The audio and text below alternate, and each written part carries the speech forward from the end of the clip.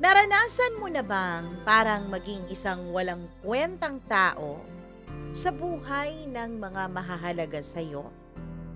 Naranasan mo na ba na parang ituring kang basura?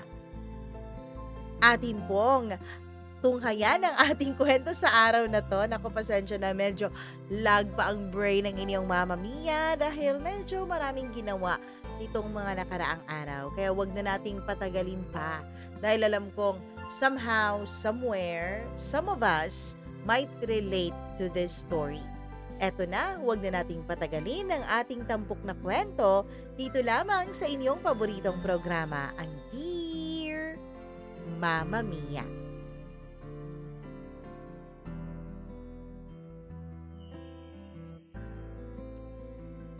Sabi nila,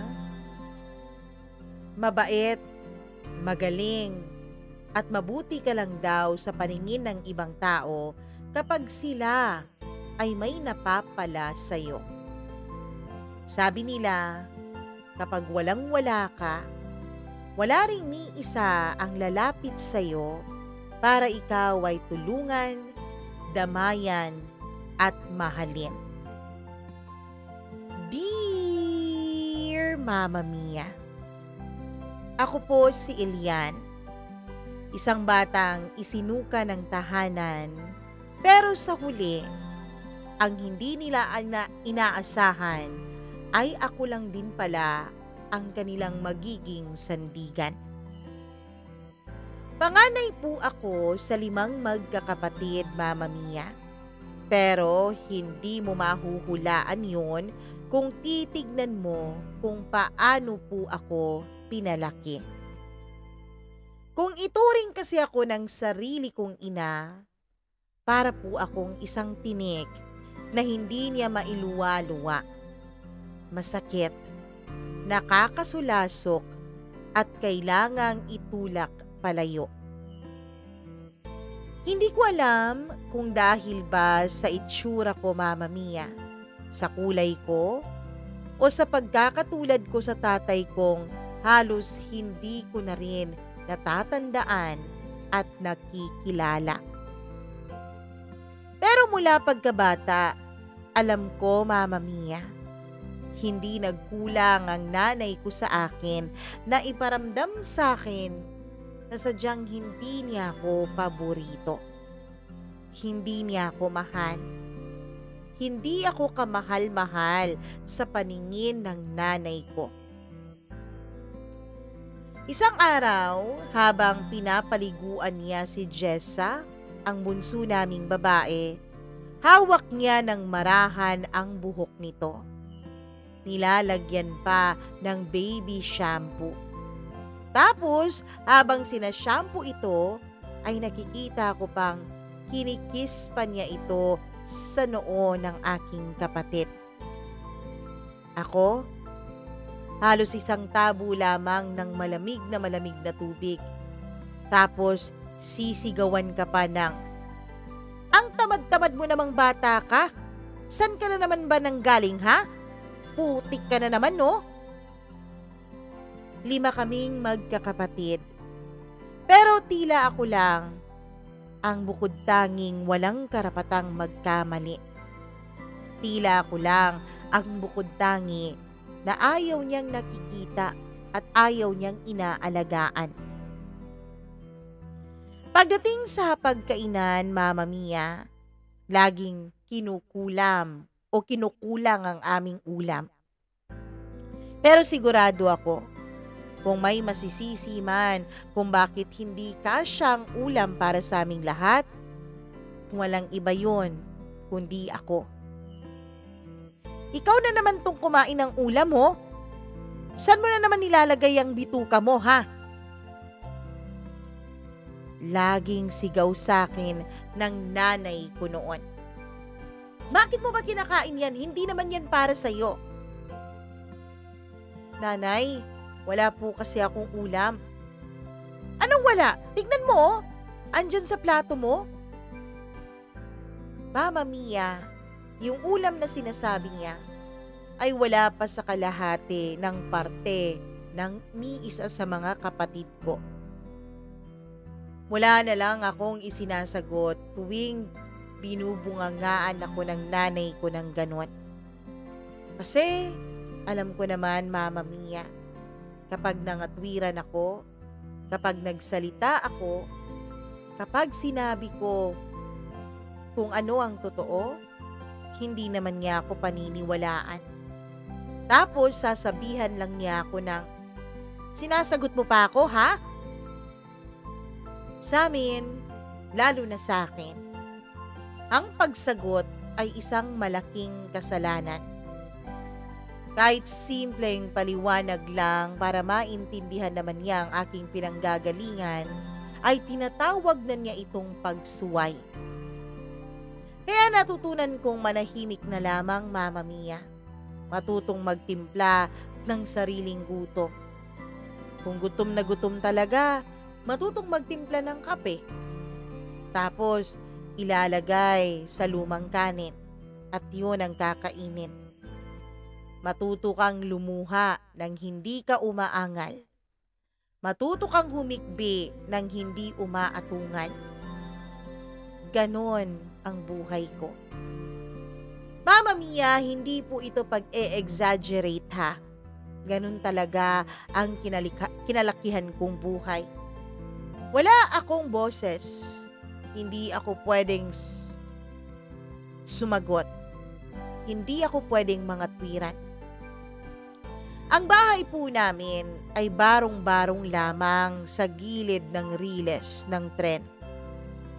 Kapag dumaraan po ang tren, umiingay ang buong paligid. Minsan, Mama Mia, nanginginig pa ang mga dingding namin na tila ba takot na takot. Kasabay ang pag-iyak ng bunso at ang pagmumura ng nanay ko dahil hindi ko na naman daw binantayan ang bunso naming matatakutin. Hindi po palaging nasa bahay noon ang tatay ko. Isa siyang mason. Kung may proyekto, may kita. Pero kung wala, wala rin kaming pangkain. Walang pambili ng bigas. Wala kahit ni kunting kusing.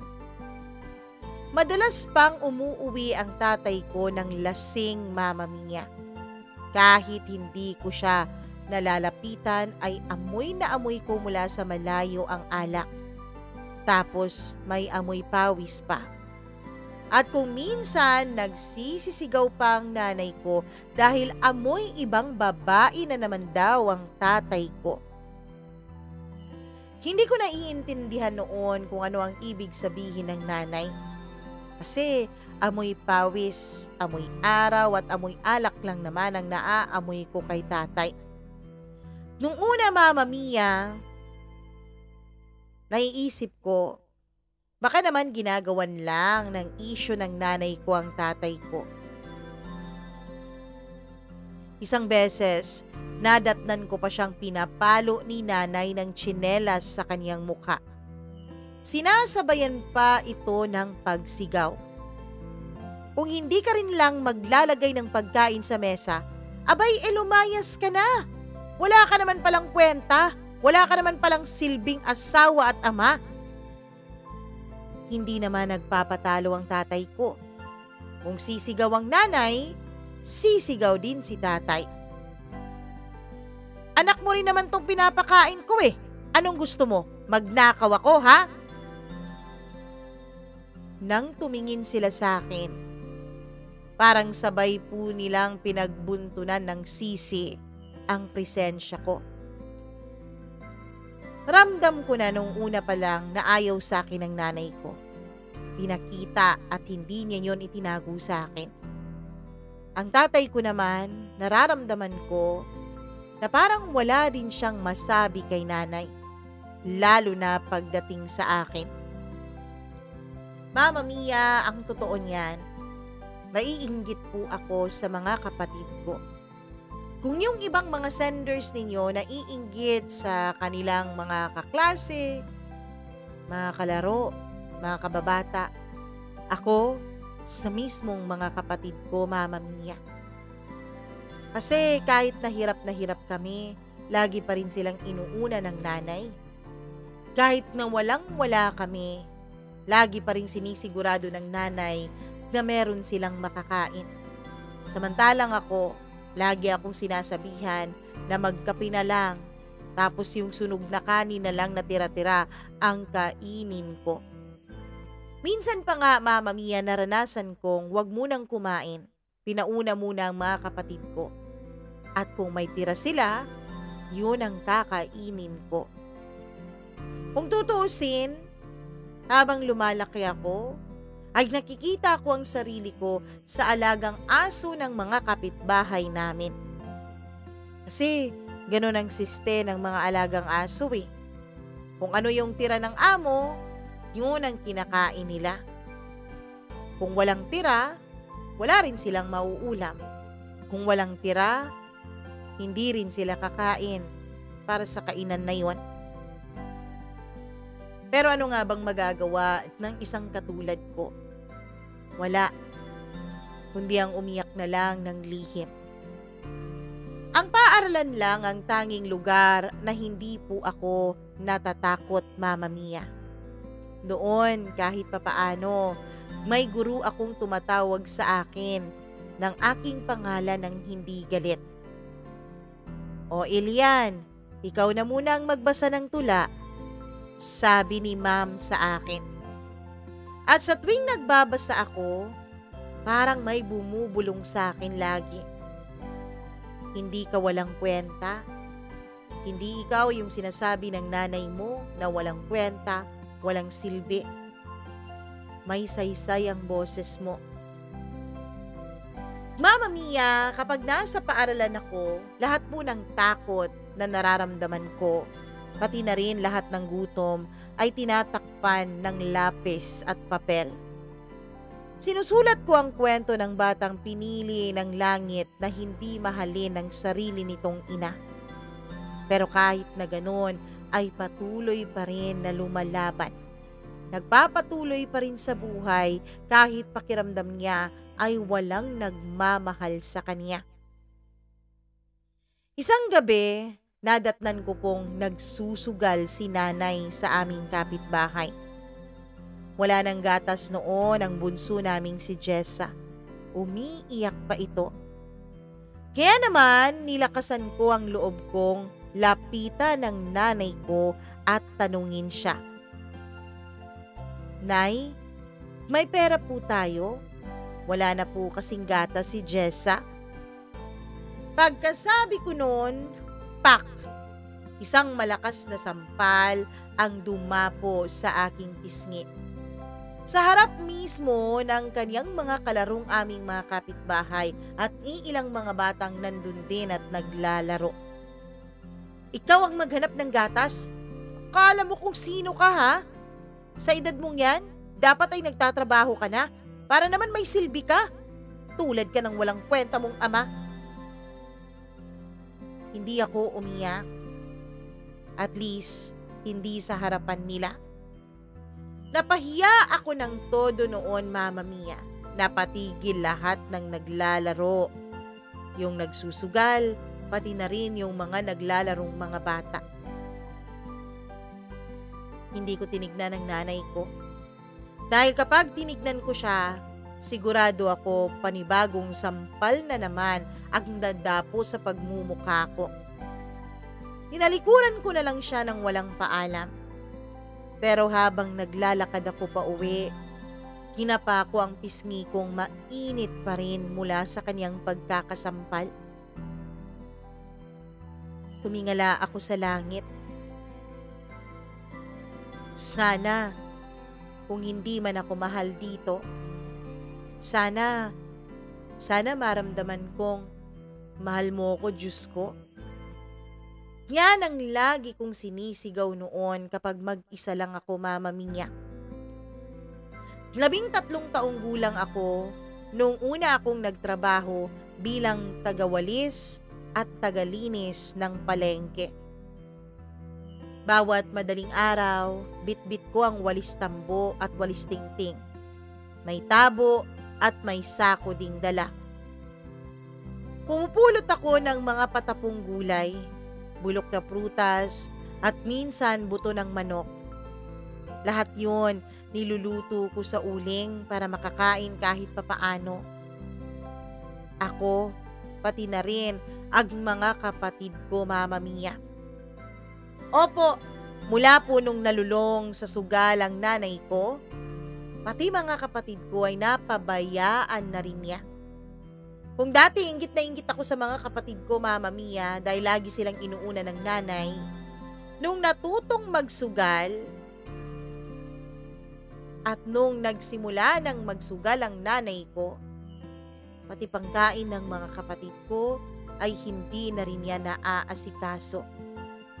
Ang tatay ko naman ay tinutuon na ang sabi noon ng nanay ko sa kanya, na kapag wala raw siyang silbi, lumayas na siya. Umalis na siya. Kaya yun, lumayas si tatay, umalis. Bilang panganay, Mama Mia, kahit na dati ay medyo may galit ako sa mga kapatid ko, ay naisip kong hindi naman nila kasalanan ng lahat ng ito. Pare-pareho naman po kami na walang pagpipilian. Pare-pareho po kaming nilagay ng langit sa mga magulang walang pakialam sa amin. Kaya dumidiskarte po ako para makakain ng mga kapatid ko. Wala man lamang akong naririnig na pasasalamat mula sa nanay ko. Pero kahit papaano, Mama Mia, sa tuwing may bitbit akong mga rita-ritasong gulay at kung ano-ano pa, kapag may maiuuwi ako, hindi niya ako sinisigawan. Yun ang sukatan ng pagmamahal sa bahay namin. Kapag hindi ka sinisigawan, mahal ka na siguro. Mama Mia, mula nung masampal ako ng nanay ko sa harap ng mga kapitbahay, ay parang may umukit na sa dibdib kong isang paninindigan. Sabi ko sa sarili ko, hindi ako mananatiling ganito. Hindi ako magiging ganito habang buhay. Kahit wala akong matatanggap na pagmamahal mula sa iba, kahit wala akong matanggap na suporta mula sa sarili kong ina, kahit pa ako itinutulak paalis, lalaban ako. 14 na taon na ako nang sumama ako kay Kuya Roldan, isang kargador sa Divisoria. Sabi niya sa akin noon, di bali ng mabaho, di bali ng mabigat, di bali ng mahirap, basta kumikita. Bumayag ako, Mama Mia, sa kaniyang alok sa akin na sumama at maging kargador na rin sa Divisoria katulad niya. Nagsimula akong magbuhat ng mga sako-sako ng sibuyas, kahon-kahon ng sardinas at minsan kahit galon ng suka na parang tutulo na sa likod ko ay hinakarga ko rin.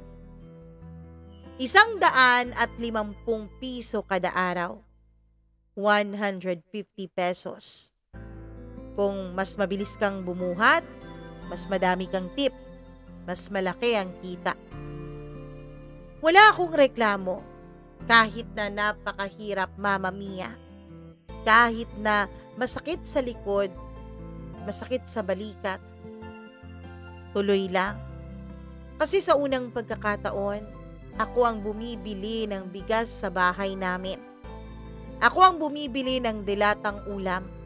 Ako ang bumibili ng gamot kapag inuubo si Jessa. Pero kahit ganon, wala pa rin akong naririnig kahit na isang salitang pasasalamat mula sa nanay ko. May utang pa ako sa tindahan, ha? Bayaran mo yon. Yun lang ang lagi niyang sinasabi sa akin. Magsumikap ka pa. Kulang na kulang pa yung inuuwi mo. Mama Mia, imbis na magpasalamat dahil merong konti, ay laging kulang yon para sa nanay ko. Sa araw, isa akong kargador. Sa gabi naman, estudyante ako sa ALS program. Hindi ako regular sa public high school dahil irregular po ang oras ko, Mama Mia. Wala ka naman kasing masyadong bubuhatin kapag gabi, kaya wala kang kikitain. Nakisuyo ako sa isang guro sa barangay para makasali ako sa night class. Habang ang iba ay nakahiga na, habang ang iba ay nakapikit ng mga mata at natutulog na, ako ay nagsusulat ng lesson sa ilalim ng bumbilyang mahina na ang ilaw. Puyat, pagod, pawis, sakit ng katawan ang nakukuha ko sa araw-araw. Pero kahit na ganon, kahit sukong-suko na ang katawang lupa ko, ang puso ko, Mama Mia, ay lumalaban pa rin. Lumalaban para sa pangarap kahit sa gitna ng hirap at gutom. Sabi ng isa kong kaklaseng tricycle driver, "Ilian, alam mo bang ang tapang-tapang mo? Ako nga, sinukuan ko na ang pag-aaral eh." Pero ang laging sagot ko lang, hindi ako pwedeng tumigil. Kasi kung titigil ako, tapos na ako. Kung titigil ako, pati katiting na pagmamahal ng nanay ko, tuluyan ding mawawala sa akin. Mama Mia, alam po ng mga kaklase ko ang kwento ng buhay ko. Lahat po sila sinasabi sa akin na maswerte daw ang nanay ko sa akin. Buti daw at hindi ako nagtulad sa iba na naglayas. Buti daw hindi ko sila iniwan, lalo pa ngayong kumikita na ako. Pero hindi naman kasi yun ang goal ko, Mama Mia. Ang goal ko, hindi ang mang-iwan, kundi ang makahanap kahit ng konting pagmamahal.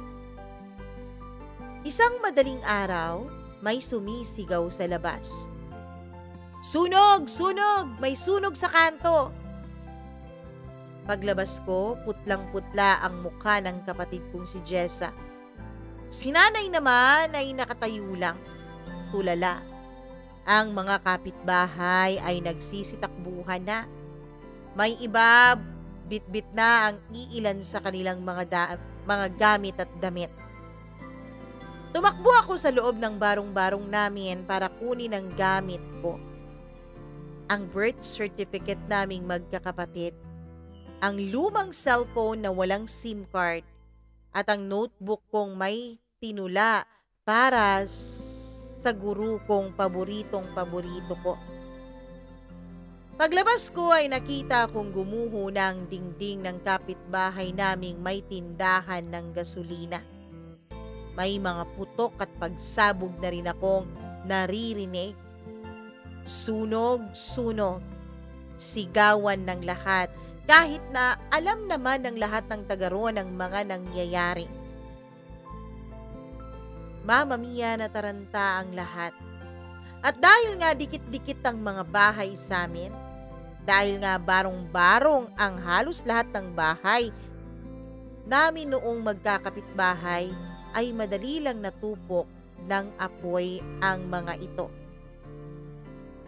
Dahil medyo malayo ang bahay namin sa pinagmulan ng sunog, ay kalahati lang ng bahay namin ang nasunog. Yung iba naman ay sunog na sunog talaga. Pero kahit kalahati ng bahay namin ang nasunog, ay halos wala pa rin natira doon, Mama Mia. Kundi ang iilang kawayan at buhangin. Si nanay naman, pinipigilan ang kaniyang luha. Pero sa likod ng mga mata niya, alam kong wala siyang plano. Alam kong wala siyang iniisip kung paano kami makakabangon sa napakalaking trahedyang yon. Walang direksyon ng nanay ko. Kaya ako ang tumakbo sa barangay. Ako ang kumausap sa mga kinatawan ng DSWD. Ako ang humingi ng relief para may makain kami ng mga kapatid ko. Ako ang nagsusumamo na kung pwede ay isali kami dun sa mga pansamantalang mananatili sa covered court. Maliit lang kasi ang covered court ng barangay namin at napakarami po ng nasunugan. Halos ang naging priority ay yung walang-wala talaga at ubus na ubus talaga ang kanilang mga bahay. Kaya naman nakiusap po ako makisingit, Mama Mia.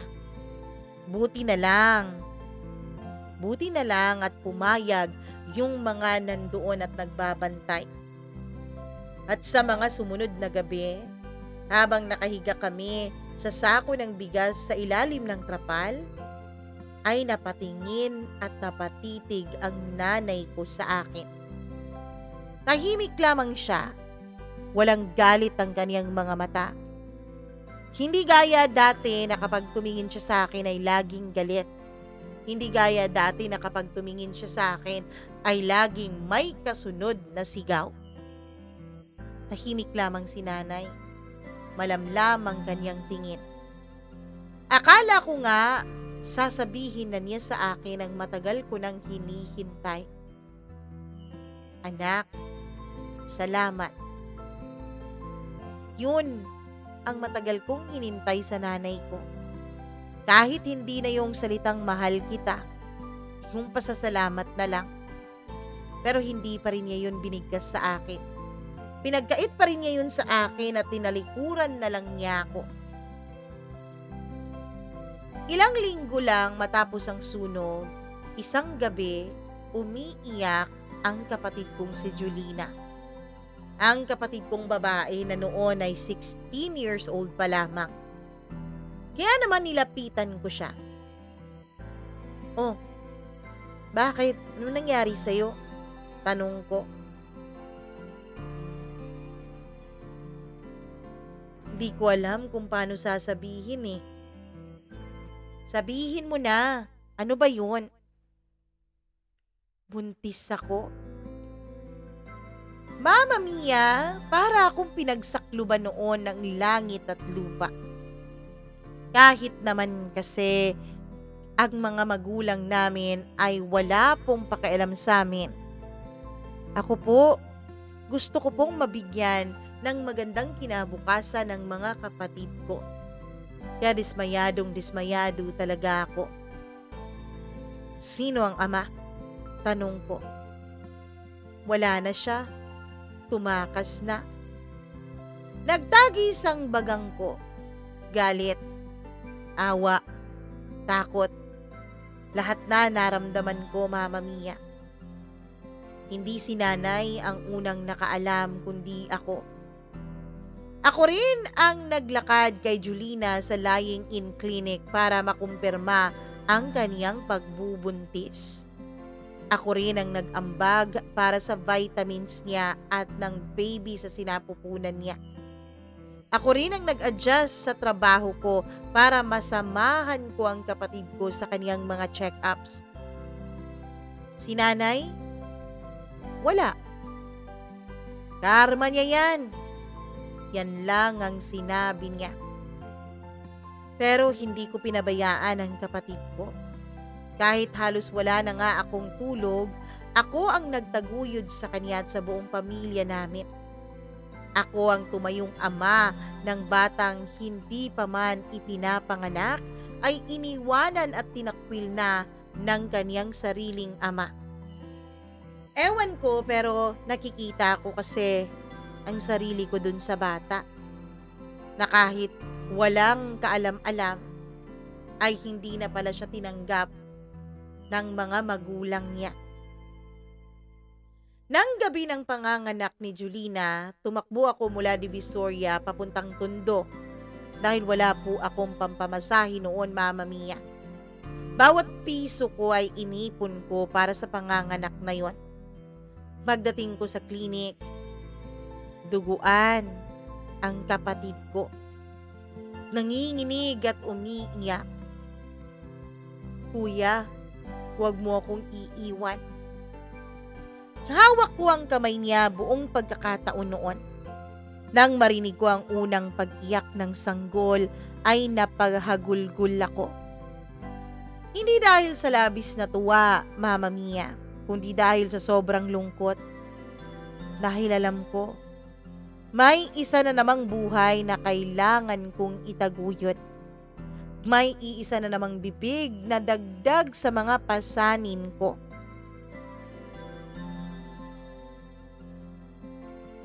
Mama Mia, nakakalungkot. Pero andito na to eh. Wala na akong magagawa. Kesa naman maramdaman ng batang ito ang naramdaman ko dati. Ang katawan ng tao, kahit gaano pa ito katibay, kung minsan ay may hangganan din. Isang araw sa kalagitnaan ng tag-init, habang buhat-buhat ko ang isang sako ng bigas sa Divisoria, ay bigla akong natigilan. Humikot ang paningin ko. Parang may humila sa loob ng dibdib ko pababa. Nabitawan ko ang sako. At sa harap ng mga kasamahan kong kargador, ay para po akong sanggol na bigla na lang napaupo sa lapag. Uy, Elian! Ayos ka lang? Taranta nilang tanong. Wala akong masagot. Para akong nasa ilalim ng tubig. Mabigat ang ulo ko. Nanginginig ang tuhod ko, Mama Mia. Sa sobrang hiya ko, ako na rin ang naglakad patungo sa Barangay Health Center. Kahit na gusto nila akong samahan, ay umayaw ako, Mama Mia. Una sa lahat, alam kong katulad ko sila. May mga bibig na pinapalamon. Kaya hindi pwedeng magsayang ng oras. Kailangang kumayod at kumita. Kung sasamahan pa nila ako, ay sasayangin ko lamang ang oras nila. Mama Mia, naramdaman ko na kasi nung pagbangon ko sa umagang yon na may lagnat ako. Pero dahil nga hindi pwedeng walang kikita sa amin dahil pare-pareho kaming titirik ang mga mata sa gutom, ay lumakad pa rin ako. Nagtrabaho pa rin ako kahit mabigat na ang pakiramdam ko. Pagdating ko sa klinik, ang sabi doon ay mababa raw ang blood pressure ko. Halos bagsak na ang katawan ko sa sobrang pagod at puyat. Kailan ka pa ba huling nakatulog ng maayos? Tanong nung nurse. Mga mag-iisang linggo na po ata. Napailing siya. Hindi ka makina, iho. Yung makina nga, kailangan ng maintenance eh. Kailangan ng change oil. Kailangan ng linis. Ikaw pa kayang tao? Binigyan niya ako ng gamot. Buti na lang at merong mga libreng gamot sa center. Dahil wala na nga akong kinita sa araw na yon, Mama Mia, saan pa ako kukuha ng pambili ng gamot? Sabi niya sa akin, ay umuwi daw muna ako. Sabi niya sa akin, magpahinga daw muna ako. Dahil kung hindi, baka tuluyan ng bumigay ang katawan ko. Pag uwi ko, sinabayan ako ni nanay sa labas ng silong. Tahimik siya, pero halatang halata na iritado. Bakit ang aga-aga mo yatang umuwi? Tanong niya.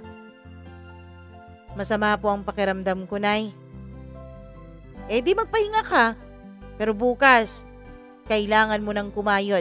Kailangan may pambili ng gatas si baby. Yun ang sabi niya. Walang kamusta. Walang, anong pakiramdam mo? Gusto mo ba ng sabaw? Walang kawawa ka naman. Walang, anong kailangan mo, anak? Kinabukasan, kahit nanghihina pa talaga ang katawan ko, ay napilitan akong umutang kay Aling Mercy, ang tindera ng karinderya dun malapit sa amin. Elian, 500 lang to ha. Baka makalimutan mo na namang bayaran. Hindi ko po makakalimutan, Aling Mercy. Salamat po. Nangako akong may ngiti. Kahit halos mamatay na ang lakas ng loob ko at kahit halos mamatay na ako sa hiya dahil may mga iilan din kaming kapitbahay na nakarinig sa pangungutang ko, ay kinapalan ko na lang ang mukha ko, Mama Mia. 1 linggo ang lumipas. Habang nakatambay ako sa gilid ng palengke para sana sumalo ng bagong delivery, ay may biglang tumapik sa balikat ko. Isang pamilyar na boses ang narinig ko, Mama Mia. At nung lumingon ako, ay nakita ko siyang nakangiti. Ikaw na ba si Ilian? Si Ma'am De Vera, ang unang gurong naniwala sa akin nung bata pa ako. Naku, ikaw nga! Diyos ko, ang laki-laki mo na. Anong ginagawa mo rito sa palengke? Napayuko ako. Kahit na laging sinasabi sa akin noon ng guru ko na magaling ako, Mama Mia, ay wala naman po akong pampaaral sa sarili ko. At nahiya din ako dahil baka isipin niya na nagkamali siya. Nagkamali siya dahil hindi ako magaling dahil nasa palengke lang ako nagtatrabaho. Kargador po ako, ma'am. Sagot ko. Hindi siya nagsalita. Hindi rin nakitaan ang kanyang mukha ng pagkainis. Hindi rin pagkahabag ang nakita ko sa kanyang mga mata nung tingalain ko siya. Bagkus nakita ko sa mata niya ang pagkawala ng panahon. Bakit hindi mo ako hinanap? Hindi mo sinabi sa akin ang mga nangyari. Di ba sabi ko sa iyo dati, kapag hindi ka kayang pag-aralin ng mga magulang mo, pwede kitang pag-aralin, pwede kang tumira sa akin. Nahihiya po kasi ako, ma'am, pag-amin ko sa kanya. Oo, Mama Mia, nung elementarya pa lamang po ako, ay laging sinasabi ng guru kong ito sa akin na dapat daw, Mama Mia, ay mag-aral ako. Dahil sayang daw ako. Sabi pa nga niya sa akin, Mama Mia, dapat daw unahin ko muna ang sarili ko bago ako tutulong sa iba. Tutulungan daw niya ako. Hindi daw niya ako pababayaan. Pero syempre, sino ba naman ang hindi mahihiya sa kanya, hindi ba, Mama Mia? Hiyang-hiya ako kaya hindi ko siya pinuntahan. Hinawakan niya ang balikat ko. Elian, may dahilan kung bakit isa akong guro. Dahil gusto kong makita ang mga estudyante kong kagaya mo na umaangat sa buhay. Inimbitahan niya akong magpunta sa paaralan kung saan na siya ngayon assistant principal. Sabi niya may scholarship program daw doon para sa mga ALS passer na gustong bumalik sa regular high school. At ako kahit pagod, kahit gipit, ay humawak ako sa pag-asang yun. Dahil sabi nga niya sa akin, Mama Mia, hindi pwedeng walang rason ng Diyos kung bakit kami pinagkita ulit dalawa. 3 linggo ang lumipas ay nakabalik ako sa paaralan. Hindi na ako kargador buong araw. Half day lang ang pagkakargador ko para makapasok ako sa hapon. Hinayagan ako ni Ma'am De Vera bilang working scholar. Wala akong bagong sapatos. Lumang backpack pa rin. Pero kahit ganun, sa unang araw ng klase ko bilang grade 10 students sa edad na 16, sa edad na 18, taas no akong lumakad sa harap ng classroom. Kahit mapansin pa nilang may kalyo ang mga kamay ko, kahit amuyin pa nila ang pawis ko ay wala na akong pakialam. Ang mahalaga sa akin noon ay nakabalik ako. Kahit kalahating araw lang ang pagkakargador ko sa palengke ay sinisigurado kong may maiuuwi akong pagkain para sa pamilya ko. Si nanay gaya ng dati, wala pa ring pasasalamat. Pero hindi ko na siya kinakausap. Hindi ko na hinahanap ang pagkilala pa niya sa akin. Sa tuwing inaabot ko sa kanya ang gatas ng anak ni Julina o ang delata o ang instant noodles ay tahimik lamang ako. Hindi dahil sa takot ako, hindi dahil sa tinitiis ko, kundi dahil mas matatag na ako, Mama Mia. Naisip kong hindi ko kailangan ang pagpupuri ng nanay ko. Hindi ko kailangan ang pasasalamat niya. Hindi ko kailangan ang mahal kita. Ang kailangan ko ay manatiling nakatayo. Minsan, iniisip ko, paano kung ipinanganak ako sa ibang pamilya? Sa pamilyang kahit mahirap ay marunong namang magmahal. Sa pamilyang walang sigawan, Walang palo, walang pasaring, walang pagdududa sa halaga ko. Pero ang mundo ay hindi mamimili ng pusong bibigyan ng mapagmahal na tahanan. At kung may natutunan man ako sa kwento ko, Mama Mia, o sa naging kwento ko, ayun ay kapag wala kang ibang masasandalan, sarili mo lang ang sandigan mo. Mama Mia, habang nagsusulat ako ng notes sa science class, napansin kong nanlalalim ang palad ko.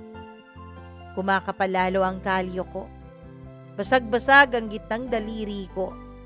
Ang ballpen kong gamit ay yung libreng bigay lang sa isang seminar ng barangay. Yung katabi kong estudyante naka-cellphone. May bagong sapatos. Halatang bago ang damit kahit hindi mag-aarayon. Ako, gamit ko pa rin ang sapatos na pinagtahi ko ng alambre noong bumuka ang swelas. Pero hindi ako naiinggit dahil kahit ganito ang itsura ko, ako ang naglalakad sa direksyong pinili ko. Hindi ko alam kung kailan ako muling magiging buo, pero ang bawat hakbang ko sa paaralan, pakiramdam ko, ay isang hakbang papalayo sa buhay ko ng pagkabusabos. Mama Mia, sa umaga, kargador ako sa palengke. Sa hapon naman, estudyante sa public high school.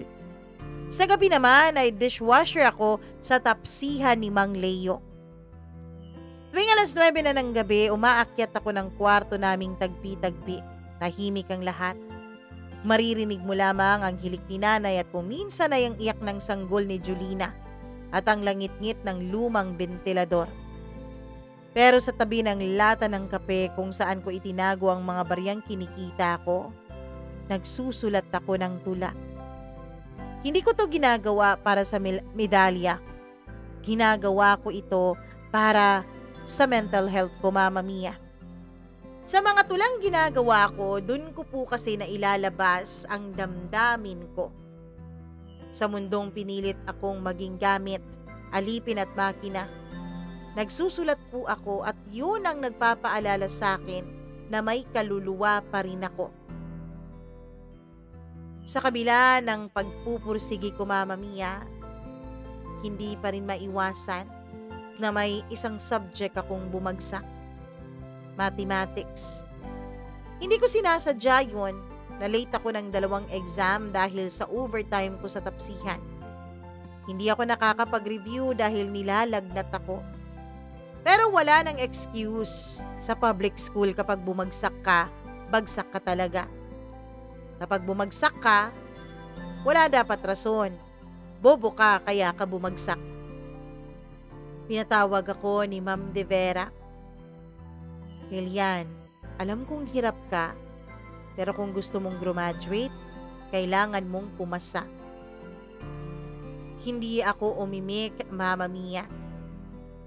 Kung gusto mong bumawi, meron akong isang city level competition para sa essay writing. Isasama kita. May scholarship para sa mananalo. Natigilan ako. Scholarship? Ibig sabihin, isang ticket palayo sa mahirap kong buhay. Isang posibilidad. Kaya naman, Mama Mia, kahit na medyo takot ako, kahit na wala akong kumpiyansa sa sarili ko, ay pumayag ako sa sinabi ni Ma'am De Vera. Ang tema dun sa essay writing contest ay ang aking kwento. Dahil doon ay hindi ako nagkunwari, hindi ko pinaganda, hindi ko pinalambot, hindi ako gumagamit ng mga magaganda at matatalinghagang salita. Sinulat ko ang lahat, Mama Mia. Ang mga kapatid kong binubuhat ko, ang ina kong hindi ako kayang yakapin at hindi ako kayang tignan ng may pagmamahal. Ang ama naming iniwan kaming parang basura at sumama sa kabit niya dahil pinalayas ng nanay namin. Ang sanggol ng kapatid ko na ako ang nagpapakain. At ako sa gitna ng lahat, nagsusumikap na maging matagumpay. na ang buhay ay gawing may dangal.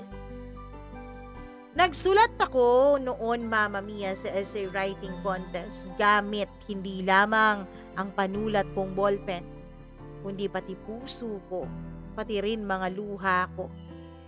Isinulat ko ang kwento ng buhay ko. At sa bawat linyang ibinagsak ng puso ko sa papel, nararamdaman ko na para bang unti-unting lumuluwag ang tanikala dito sa dibdib ko. Pag-uwi ko galing paaralan, nagdadatnan ko si nanay na tahimik sa labas ng bahay. Hindi siya nagsisigarilyo. Hindi rin nakatulala. Tahimik lang. Milagro. Nay, hindi ko napigilang tawagin siya. Hindi siya kumibo, Mama Mia. Ewan ko, pero parang may nag-udyok sa akin na umupo ako sa tabi niya. Kaya yun ang ginawa ko. Tinitignan ko ang mga bituin sa langit. Matagal bago siya nagsalita. Nakita ko yung sulat mo. Pinakita sa amin nung coach mong teacher. Si Ma'am De Vera ba yun? Natigilan ako, Mama Mia. Kinabahan ako. Yung sinulat mo sa contest, binigay niya kasi naiwan mo raw eh. Akala niya dumiretso ka na ng uwi dito. Dumaan pa kasi ako ng tapsihan, Mama Mia. Hindi ko pala nadala yung isinulat ko. Hindi ko alam kung matatakot ba ako o mapapahiya. Dahil sa tono ng nanay ko, alam ko. Sigurado akong nabasa na niya ang sinulat ko doon. Elian, tinig niya. Basag. Alam mong hindi kita anak ng tatay mo, 'di ba? Mama Mia, parang may sumabog na dinamita sa loob ng utak ko. Kahit kailan, kahit hindi ako mahal ng nanay ko, hindi ko po pinasok sa isip ko, Mama Mia, na hindi ko buong mga kapatid ang mga kapatid na kinalakihan ko. Ano pong ibig niyong sabihin, Nay?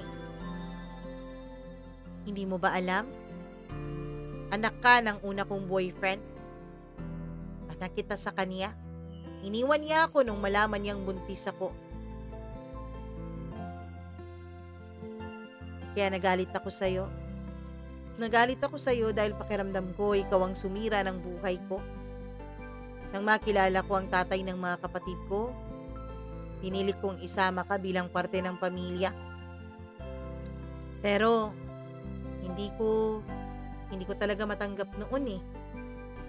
Hindi dahil kasalanan mo, kundi dahil malaki kang paalala ng isang lalaking nang iwan sa akin. Isang lalaki na nangako sa akin noon na hindi ako pababayaan at lagi akong mamahalin. Pero nang dumating ka, tsaka naman siya umalis.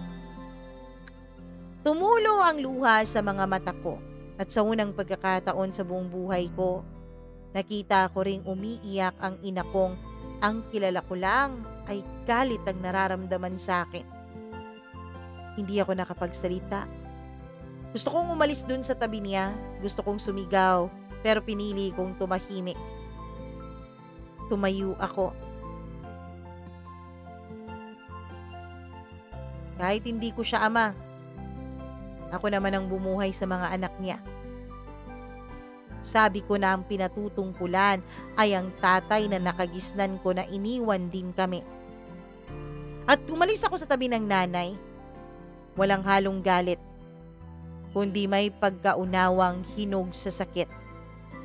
Pinilit kong inunawa ang kaniyang naging sitwasyon kung bakit niya kailangang iparamdam sa akin ang mga bagay na naramdaman ko noong kabataan ko. 2 linggo ang nakalipas mula nung aminin ni nanay ang lihim na matagal ko nang nararamdaman pero hindi ko tinatanggap. Sa kabila ng gulat at lungkot, may bahagi sa akin na para bang medyo umaliwalas, Mama Mia. Dahil hindi ko na kailangang ipilit ang sarili ko sa kasinungalingang ng aming pamilya. Ngayon, malinaw na sa akin ang lahat. Hindi nila ako kailanman itinuring na sa kanila.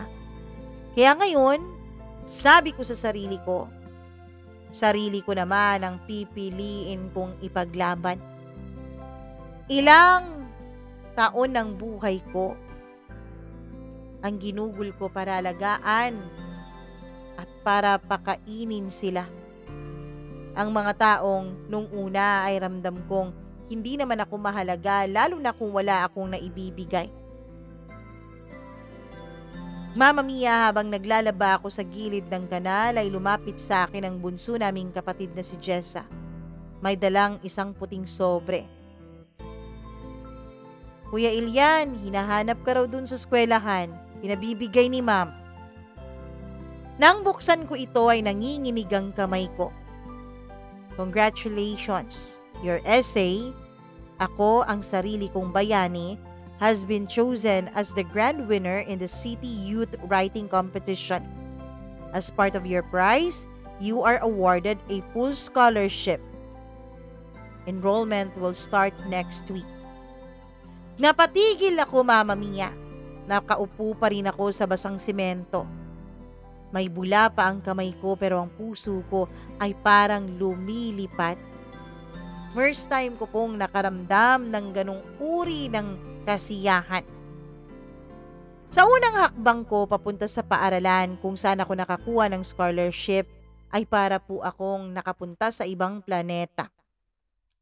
May aircon ang mga paaralan. May sariling cubicle ang guidance office. Malinis ang CR, hindi gaya sa public school. May sariling printer sa bawat classroom. At ang mga estudyante, malilinis, mababango, maayos ang buhok. Walang may amoy pawis. Walang may bitbit na kaldero. Walang may itinatagong sakit. Ako lang. Ako lang ang may suot na lumang uniform na minana ko pa sa isang donasyong programa. Ako lang ang may bitbit na plastic folder sa halip na laptop.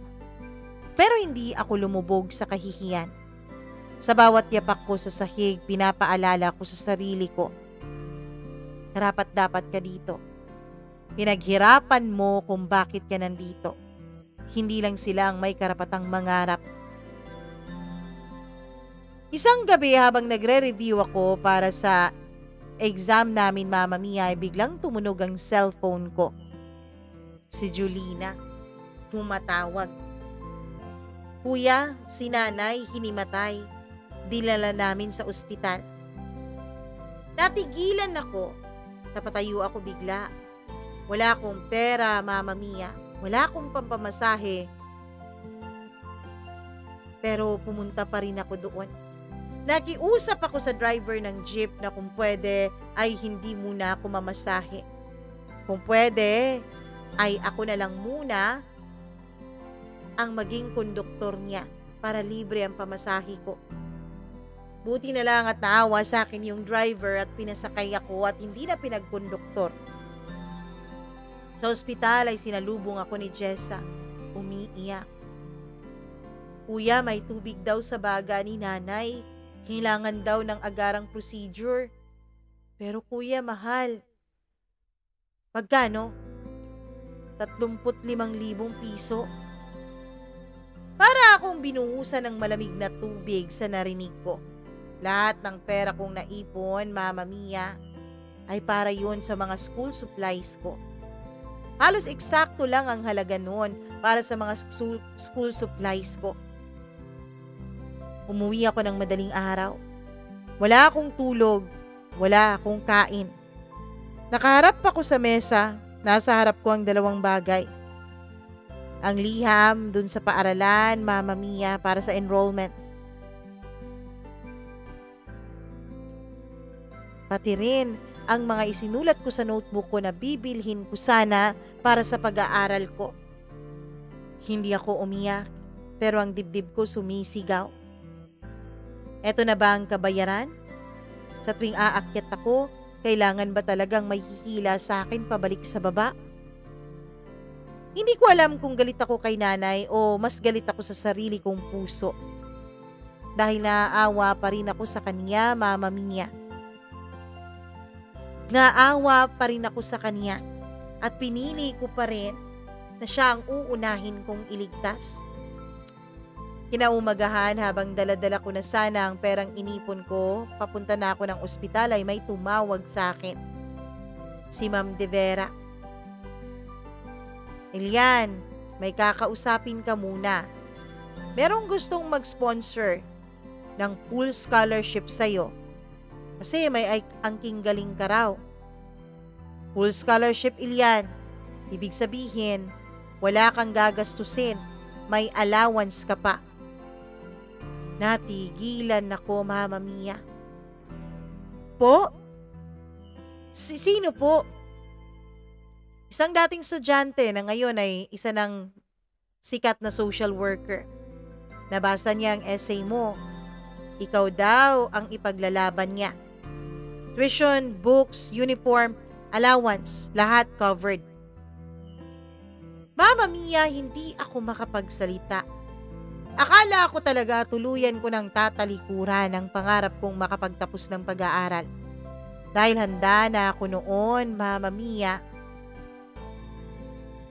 Handa na ako noon na isuko yon para sa pampagamot ng nanay ko. Ang hindi ko alam ay sa gitna ng unos ay may kamay pala na aabot sa kamay ko para humila sa akin pataas.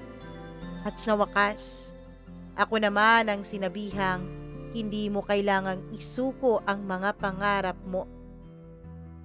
Binigay ko pa rin ang perang naipon ko para kay nanay, hindi bilang bayani, hindi bilang anak, kundi bilang isang taong natutong wag manumbat. Sa huling silip ko sa kanya bago siya makonfine, ay mahina ang boses niya. At sa unang pagkakataon, Mama Mia, nagpasalamat ang nanay ko sa akin. Salamat. Isang salitang kay tagal-tagal kong hinintay.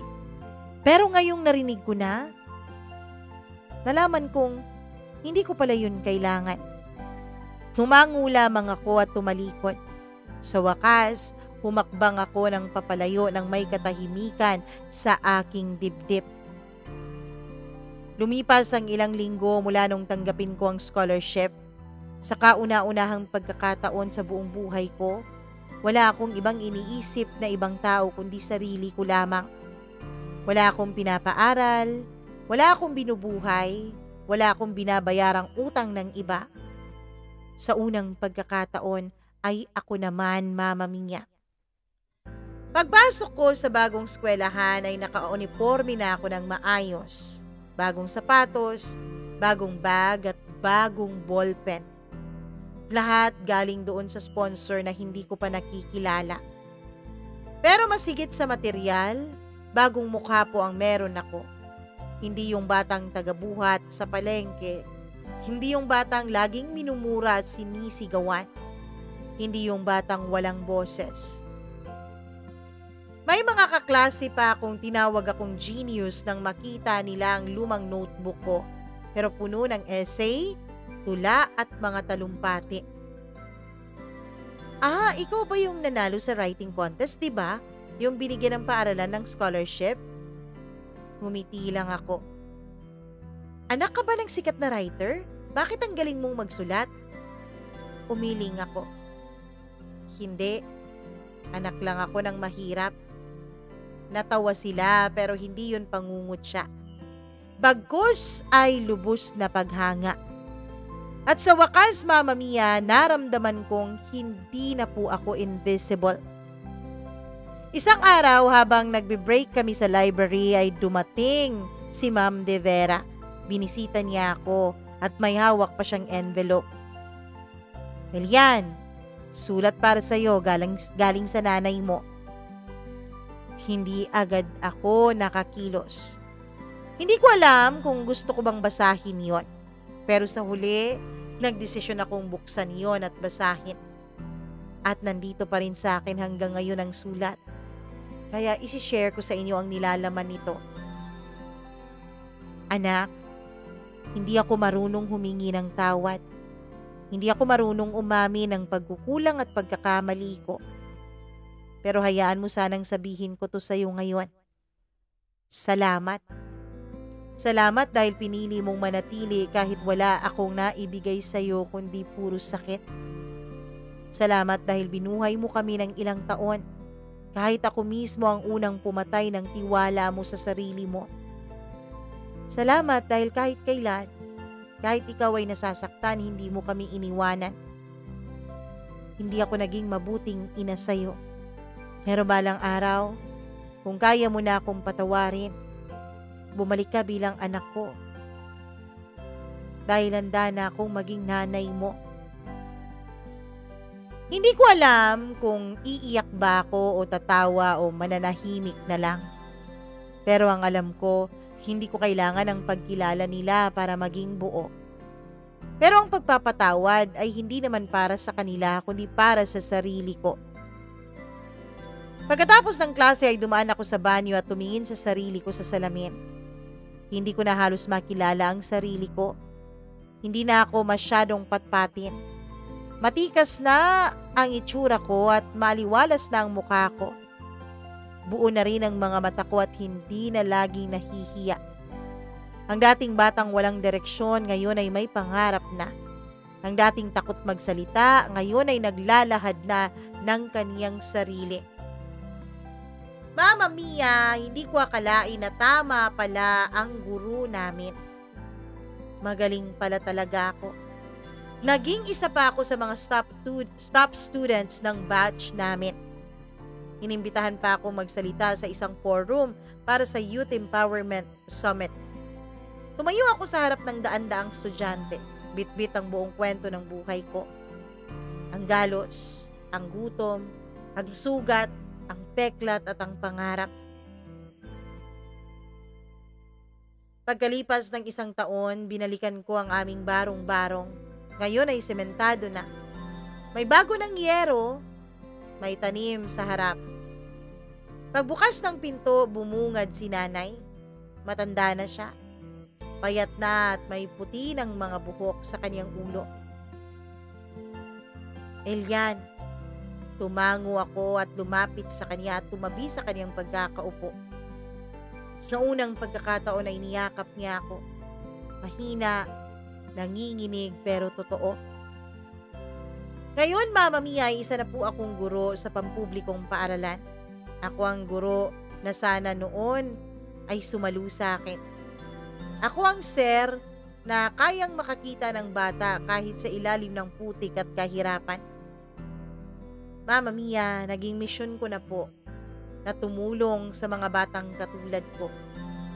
Tumulong sa kanila para palayain sila sa kanilang sitwasyon. Dahil kung walang Ma'am De Vera na tumulong sa akin, ako, alam ko sa sarili ko, hindi ako makakalaya.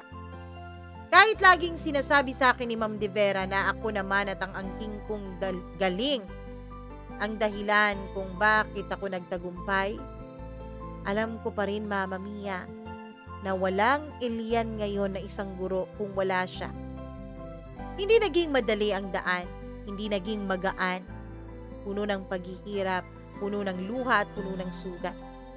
Pero bawat hakbang ko sa direksyon na gusto kong tahakin ay ang pagkabuo ng pagkatao ko. Mama Mia, sa ngayon ay meron na po akong girlfriend at nagbabalak na po kaming magpakasal. Lagi kong sinasabi sa sarili ko na mag-aanak lang ako kapag handa na ako. Mag-aanak lang ako kapag wala na akong ibang iisipin. Kundi ang pagpapalaki ng maayos sa magiging anak ko. Maraming salamat, Mama Mia. Sa lahat ng dumadaan ngayon sa pareho kong pinagdaanan, hindi ko naman sinasabing magpatawad kayo. Ang sasabihin ko sa inyo, matuto kayong piliin ang sarili ninyo. Dahil kung hindi nyo pipiliin ang inyong sarili ay pare-pareho kayong lulugmok sa lupa. Kung hindi nyo pipiliin ang inyong sarili, pare-pareho kayong hindi makakausad. O aaminin ko na iniwan ko ang pamilya ko nung nag-aral ako. Pero binalikan ko naman sila nung nakapagtapos na ako. Binalikan ko sila at tinulungan ding makaangat. Ang kapatid ko ngayong si Jessa ay nasa huling taon na niya sa kolehiyo. Si Julina naman at ang iba pa naming mga kapatid ay may sari-sarili na nilang mga pamilya. Maraming salamat, Mama Mia. Dahil ito pong programa ninyo ay isa po sa mga nagbibigay inspirasyon sa mga taong kagaya ko na pinahihirapan ng panahon at pagkakataon. Hanggang dito na lamang po. Lubos na gumagalang, Elian.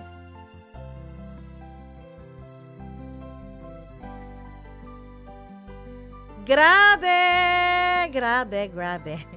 Oo, grabe ang tawag nito, mga paghihirap ni Elian, ang mga pinagdaanan niya, hindi naging madali. Sobrang hirap nun, 'di ba? Kung ikaw kaya ang nasa kaniyang sitwasyon, mapagtatagumpayan mo rin kaya ang kaniyang mga pinagdaanan? Maging kasing tatag ka rin kaya ni Elian? Nako Elian, congratulations. Teacher Elian pala, Sir Elian. Congratulations at naway maging inspirasyon ka sa napakarami pang bata na napakaraming paghihirap din na pinagdadaanan. Nako, sa mga magulang dyan, lagi kong sinasabi ito, wag po kayong anak ng anak lalo na kung hindi nyo kayang suportahan ha.